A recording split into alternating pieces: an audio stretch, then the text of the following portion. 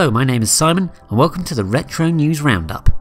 To start, last month saw Heritage Auctions, the world's largest collectibles auctioneer, attempt to sell collectible retro games for the first time.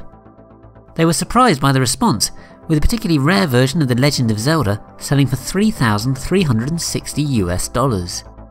Second, Netflix took yet another step into adapting video games into TV shows with a series based on Resident Evil announced.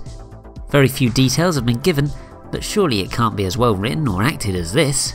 Jill, here's a lockpick. It might be handy if you, the master of unlocking, take it with you. This also conveniently brings me perfectly onto the next section.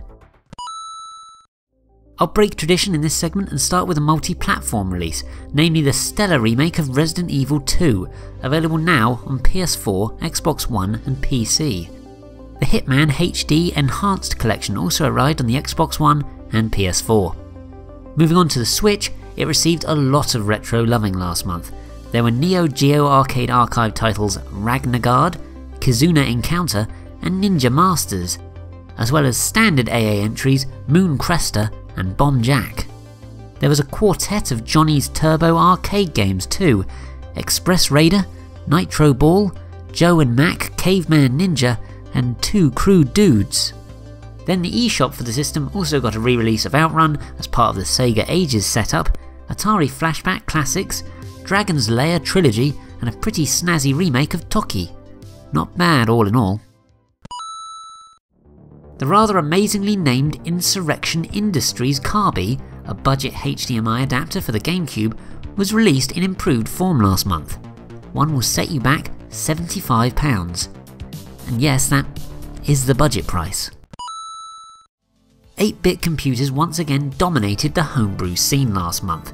The ZX Spectrum received a huge number of titles, including Sardonic, Log Cabin Dizzy, Survival, Droid Buster, GLUF, the Malignant Gore, Mike the Guitar, and Ninjakul 2, The Last Ninja.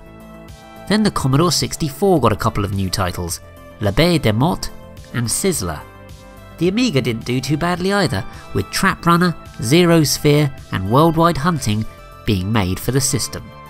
Then to round things off, Iceblox Plus slid onto the Atari ST and Multiverse popped onto the MSX. Pico Interactive managed to snag the source code of unfinished N64 game Dragon Quest last month, and it's hoping to complete it. Stay tuned. 6 English language translations were released last month, 2 of them, surprisingly, for Game Gear titles. Godzilla Monsters Attack and Pretty Soldier Sailor Moon S. There was also translations for Linkle Liver Story for the Saturn, Gargoyle's Quest Ghost and Goblins for the Game Boy, and then 2 NES games, World Heroes 2 and I'm Kid Dracula. I'm not really, don't worry. That's all for this month then, but thanks so much for watching. Please do like, comment and subscribe. Oh, and why not watch the vlog I did on films? Okay, thanks, bye.